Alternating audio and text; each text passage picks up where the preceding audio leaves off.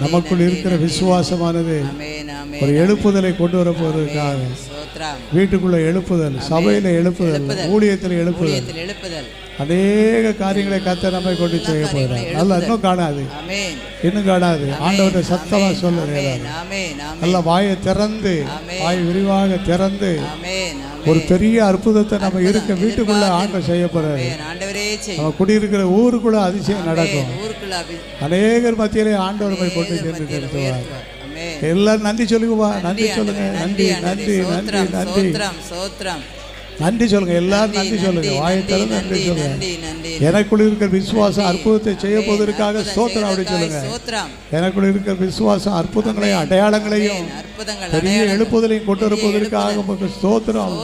இன்னொரு முறை எல்லாரும் சேர்ந்து சொல்லுவோம். எல்லாரும் விசுவாசத்தோட காணாது இன்னும் சத்தத்தை உயர்த்தி ஒரு பெரிய எழுப்புதல் ஆண்டு